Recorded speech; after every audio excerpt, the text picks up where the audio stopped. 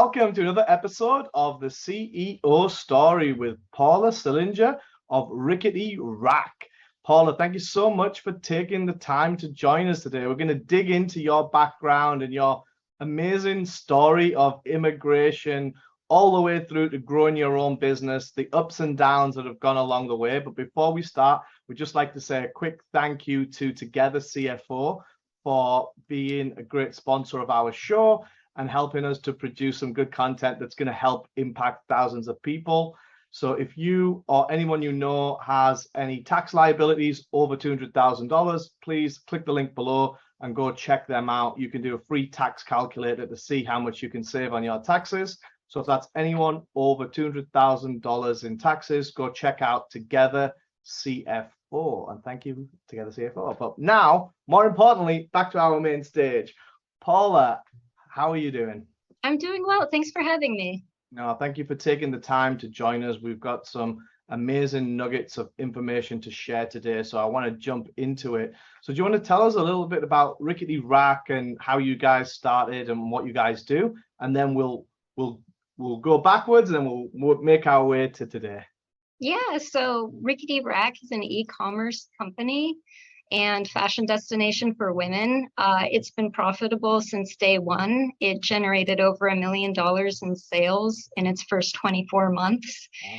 And yeah, it's been a great ride.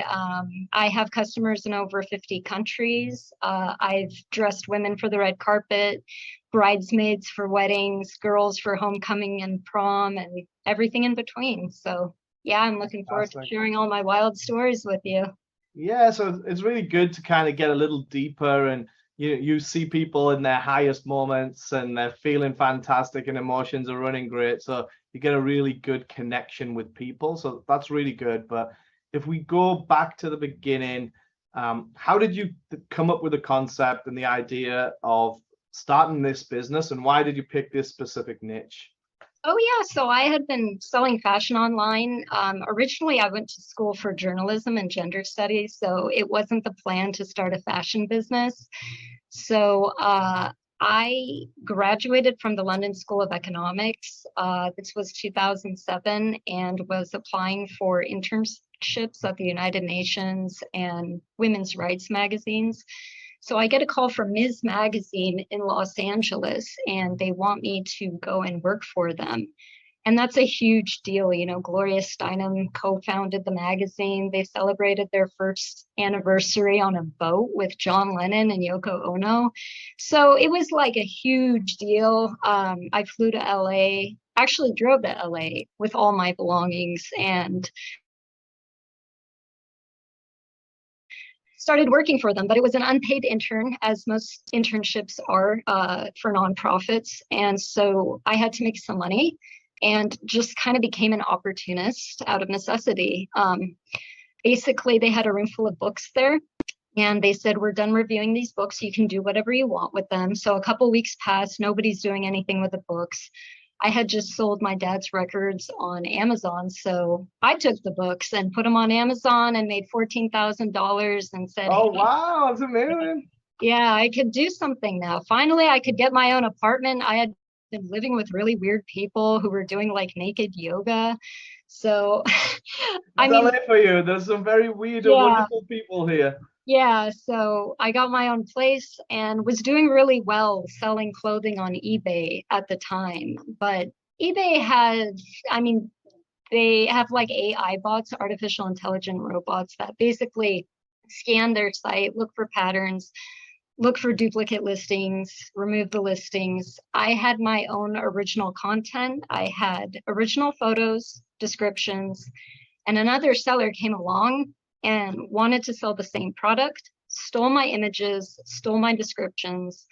The eBay bots came along and flagged both of our listings and removed both of our accounts. So just like that, overnight, gone. Locked out of the account. I mean, primary source of income gone. So I call customer service, and it's like talking to robots. You know, they're pretty much, yeah, like reading off of a template, like there's no way to regain access. So that was an important turning point. Back then, you could sell clothing on eBay, you could sell it on Craigslist if you were lucky, or you could sell it on your own website. It's not like today where you have all these platforms, Poshmark, Mercari, Depop, Etsy, exactly. So I decided I was going to do both. I was going to sell clothing on Craigslist in the meantime for some fast cash, and then I was going to build my website in the meantime. So I committed myself to doing nothing else but building the site. It was the year 2011. I locked myself in my apartment, and the entire year I coded the site, I developed it, and I grew a social media presence. With no background in any of this, right? No. I mean, I had taken coding courses and like programming classes in college, but yeah, and they didn't have like website builders like they do today, they gave you like and drop, a raw template where you had to add like advanced CSS and JavaScript and HTML and your own code to make it look shoppable almost. So that's what I did, and I was very, very, very fortunate because in the year 2011, you had the social media giant Pinterest being developed. And this site created like a new wave of sharing online. So you had like Facebook and all the other social media apps that were mostly text-based, and Pinterest came along and it was a visual organization of people's likes. And so they were sharing their favorite recipes, hairstyles, products from pages. I tell you what I used to use Pinterest for. I still do today. I'm sure it's still in there. But I used to create vision boards for myself and just have images of like things that I aspired to buy. And it was super easy to understand too. That led to the success of the company. I mean, they went in 2 years, they went from zero to like a $1.5 billion valuation. I know people on the site went from spending 10 minutes on it to an hour and a half daily average. So I didn't even know about Pinterest. I was just shut in my apartment building my site. And the way I found out that I was getting all of this free traffic to my site through it was early 2012. I wake up and open my laptop and I have 300 new order notices in my email. And I had been getting a few orders here and there from retaining my eBay customers, but 300 new orders like overnight. And then tracing where these customers were coming from was pretty easy. They were all writing, "I found you on Pinterest." Like they were super excited and they were all ordering the same dress. So I said, why is everyone ordering the same item? And it's because that item had been reshared 20,000 times overnight. So it was like a viral pin. So did you initially put that on Pinterest or was that someone else? Yeah, I had no idea what Pinterest was. So when I got all of these emails and orders, I kind of backtracked into the whole technology, myself with it, and saw that they had like a save this pin feature that everybody was using. And like a bookmark, right? Like, boom, I need this, and of course, after that, I developed a business account with them. But yeah, I was completely unaware of their presence until like I was flooded with orders. So amazing. So let me just recap that. So initially you were on eBay 100%. Things were going great. It was selling, growing, doing really well. Someone came along and hijacked you. Customer service threw you both out rather than actually doing the right amount of due diligence and figuring out what was going on. Right. And the moral of that story is don't have all your eggs in one basket, whether that's eBay, Pinterest, Amazon, Shopify, wherever it is.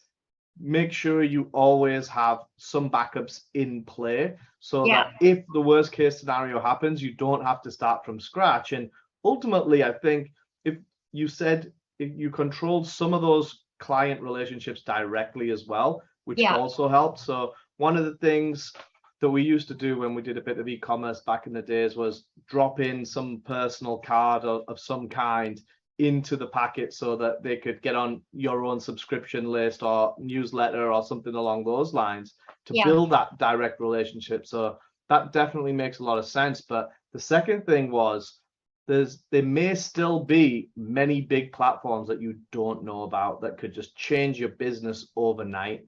Yeah, and I was so thankful for Craigslist because that's actually how I met a Sports Illustrated swimsuit model who ended up being the cover girl for my website. Wow. So I had groups of people showing up to buy clothes, and then one girl shows up and I recognized her right away. I had seen her on a show called Project Runway.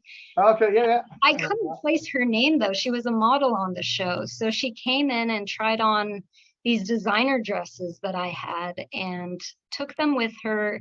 And when she was giving me her credit card to pay for all of that, it said Melissa Haro. I said, no way, you were on Project Runway. She's like, yeah, she's very humble, nicest girl in the world. Today, she's a successful real estate agent. So that networking was priceless. And who could have known through Craigslist?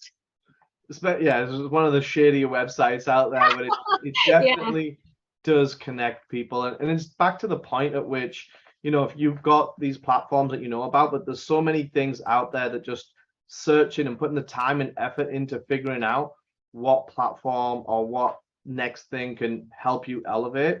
One of my mentors says you're 15 minutes away from having way too much business. You just got to do the activity to get into that 15-minute zone. And that's a great story of overnight kind of hitting a home run. So how did you then expand your Pinterest profile, I'm assuming, after you had all this business come through there? Yeah. So I was continuing to build a social media presence, not only on Pinterest, but Facebook as well. That's another funny story. In 2011, Facebook had some real traction. Like today, it's just advertisement. You can't even find your content, it seems. But back then, it's like you had the traction. And I remember the famous celebrity back then was Justin Bieber. And anytime he made a post, you had tens of thousands of girls just in his feed, in his likes, yeah. And like, this is a great base. So I would just copy and paste my website link anytime he did a post. I think he posted once a day. And so every time I posted the link, I would get an immediate 300, 400, 500 likes to my company Facebook page. So, I mean, in a day, you could just get thousands of free likes, and through word of mouth. And a lot of these girls ended up being customers, grow it just organically. That's really good. There's obviously a lot of advancement since those days on all social media platforms, but I think the key takeaway I'm hearing is you've got to do the work. Like if you weren't there, if you weren't monitoring a celebrity or whoever the target audience is, and then doing the copy and paste, and it's a simple task, but often gets overlooked to put in that amount of effort and work consistently. It's easy doing it once or twice, but if you can do that dedicated day on day, month on month. That's the thing, is those small steps ultimately lead to those big wins. It's kind of like an avalanche, these little pieces of snow or little efforts, all of a sudden accumulate and lead to something really fantastic. So, I mean, to anyone who's listening and wanting to start something of their own, it's really those small steps that are the most significant. Because the small steps compound and become big steps. Oh, yeah. So, yeah, that's really important. So you mentioned earlier that you turned 7 figures within the first year and you were profitable pretty much straight out the bat. Yeah. So can you share some tips around that? Because so many times, especially now with the crazy VC world that we're in, you see so many companies that will go get a $10 million fund and never really turn a profit until year 5, if ever.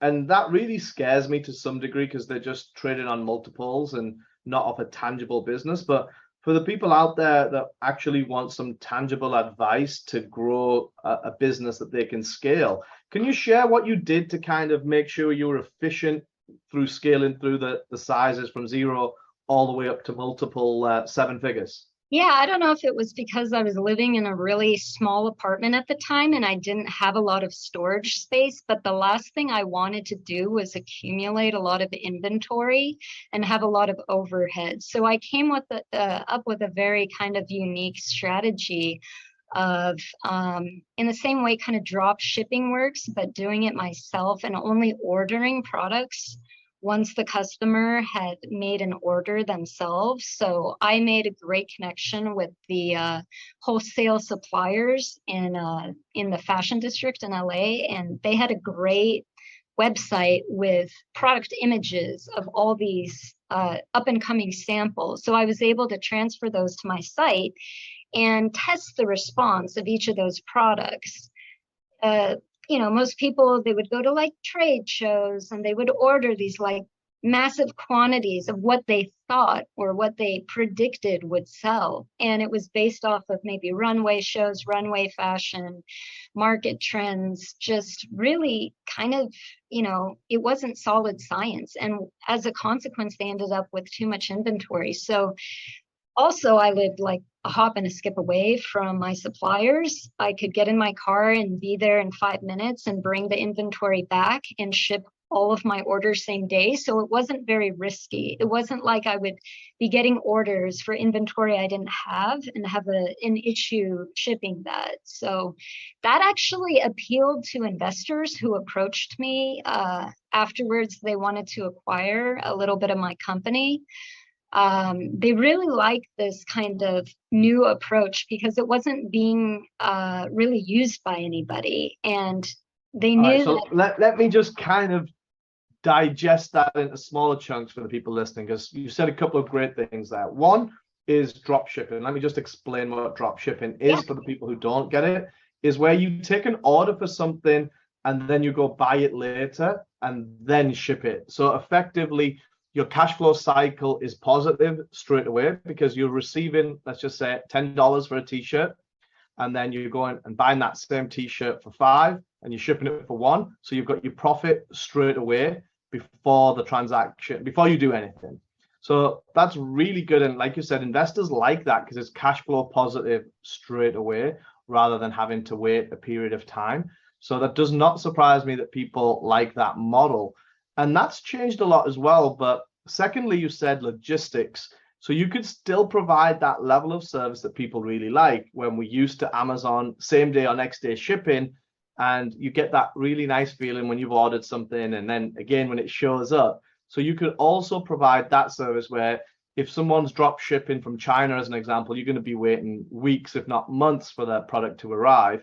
So you're hitting many different layers of benefits for the client now.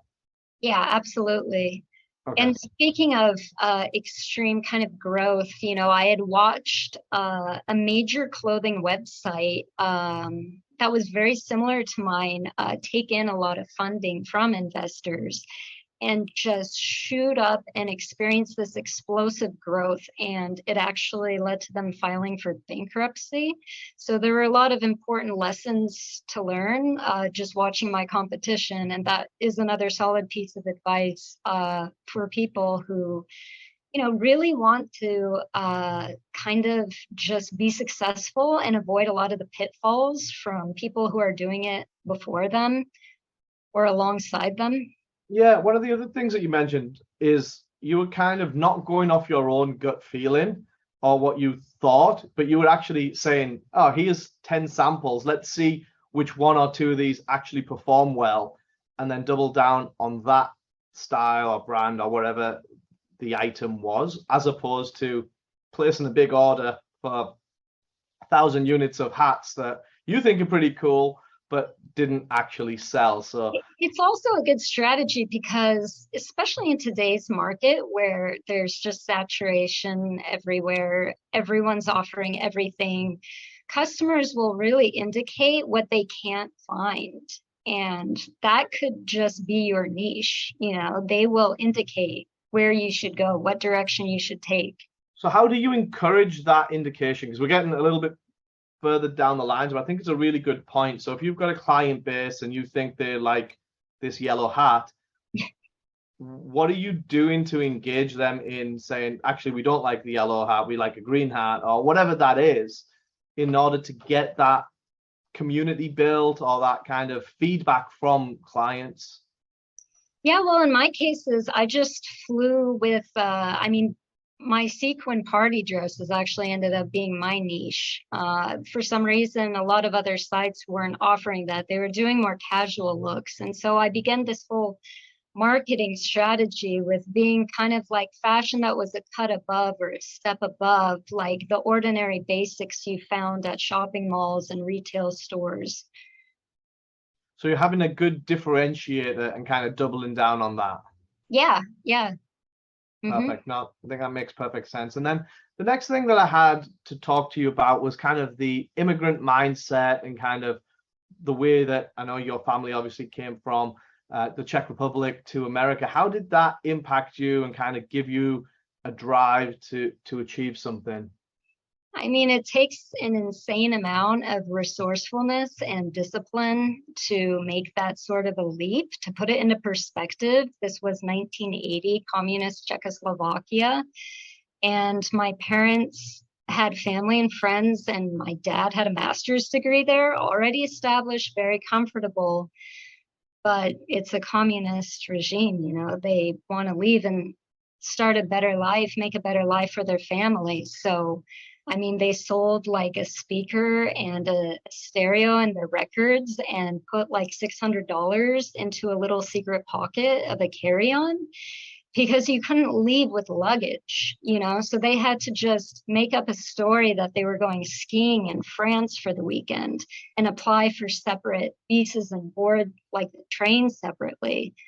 So, you know, they were confronted, just to put it into perspective how crazy this was, by an officer who squeezes the toothpaste out of the tubes and says, where are you guys going? Fortunately, he didn't see the money that they had stashed in the pocket. And they said, we're going skiing in France for the weekend. And somehow this passed the test and they ended up in Paris. And in Paris, they said, you can't go to America yet. You have to prove that you're not spies for the government, you know, because they're from almost the Eastern Bloc. And yeah, you know, you have to take classes and learn English and apply for sponsorships. So, you know, fast forward 9 months and they make it to America. And going back to the resourcefulness that took, that was ingrained in me. That was a core value. It was like I had like an extra set of eyes everywhere I went to look for opportunities and really utilize my environment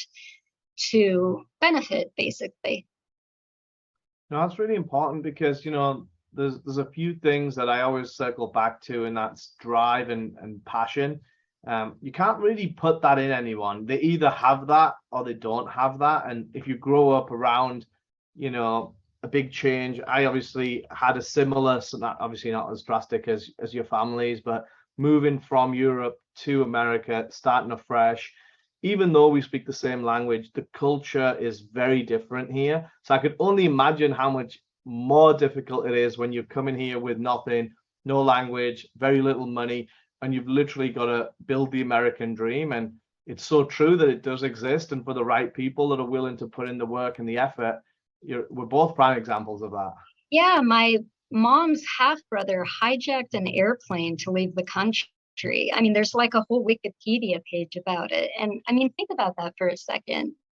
Think about the country you're in right now. I mean, are you willing to hijack an airplane to leave the country? And if not, like, there are just so many privileges and opportunities we have around us that a lot of people maybe aren't aware of because they haven't had that struggle in their life. And as an example, when I came to LA, I was blown away by the Wholesale district in Los Angeles. You know, it sits 25 miles above the port of Los Angeles, that's America's port. That's where, you know, a big chunk of the cargo. It's the busiest port in the world, right? Oh, sorry, in America at least, yeah. Yeah, it's America's port. And when I showed up to this fashion district, I'll never forget that day. It was like the missing piece of my puzzle. Like, I found my suppliers. They're all here. I have all the other pieces of the puzzle. This is it. And I snapped it into place. And it was just weird, though, because people who were born and raised in Los Angeles, it was like they either didn't know about the Wholesale district or they knew about it and they didn't think it was a big deal. And that blew my mind. You know, I want to add something to that. And I wake up and I have kind of a very strict morning routine.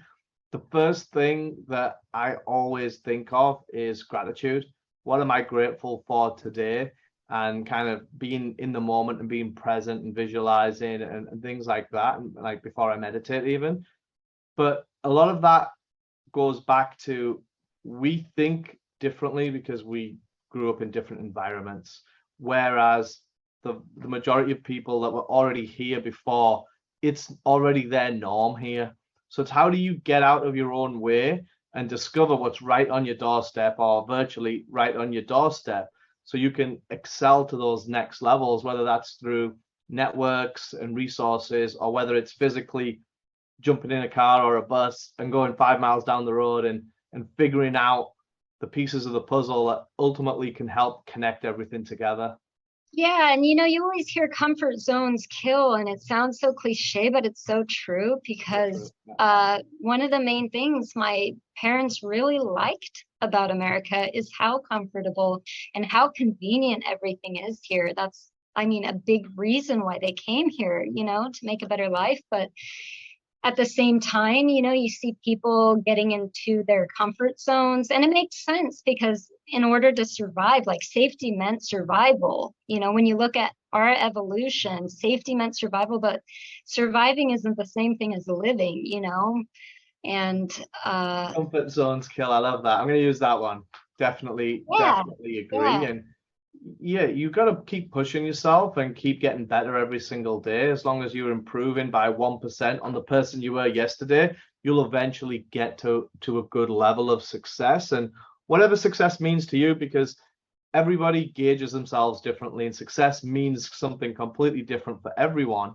But if we just pivot back to your business for a minute, what do you see as the future trends coming up within the next 6 months to a year, and how are you planning on scaling your company to the next level? It's amazing how much people care about sustainability today, and it's appropriate.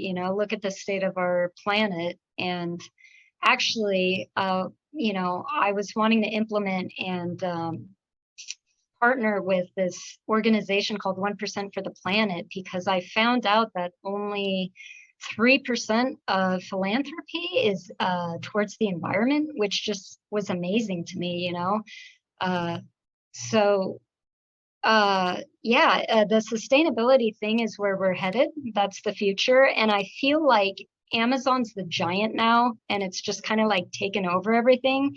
I mean, even for me, like it became very convenient, this last holiday season when I couldn't be with the people I loved, just to order everything and bam, like it showed up to their doorstep in an hour. And when you have that level of convenience, it's hard to compete with that. But I do feel like people, will kind of see through, that level of just dominance in the market and how many negatives or cons come with that.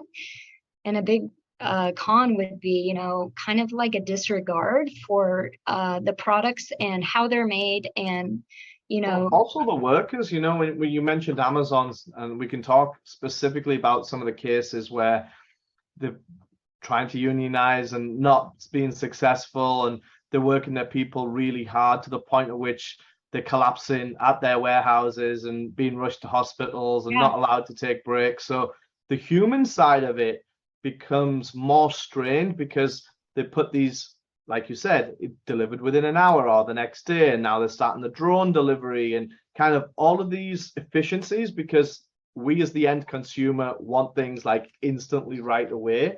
But the strain that puts on the logistical side of things to deliver that in such an efficient way actually will eventually put people out of a job because robots will be doing it so much more efficiently. And we started seeing that with Alibaba and the way they run their operations in China. But I think the younger generation are definitely more eco-friendly, more people focused than the prior generations were, like compared to the boomers, like the Gen Z and the Gen X are all getting more and more progressive in that way. Even down to shoes. The last pair of shoes that I bought were on running 3D design sustainable shoes, and it's like it is really the future trend. So I definitely agree with you on that. Yeah, I think the key question that emerges is at what cost? At what cost do we have all of this? You know, putting carbon in the air, for example, at what cost to the environment?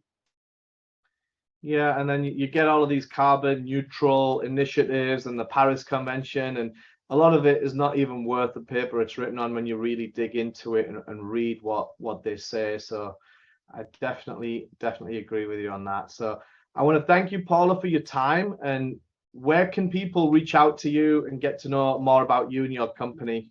Yeah, every social media platform at or slash Paula Silinger. If you want to look into the company, at or slash Rickety Rack. Fantastic. And we'll put the links down below. Remember to hit the like button and subscribe and hit that notification bell as well. And if you stuck around this long, you can hit the button up here or the button up here for some more interviews similar to this. And remember, ricketyrack.com. That's the place to go to get your stuff. Thank you. Bye. All right.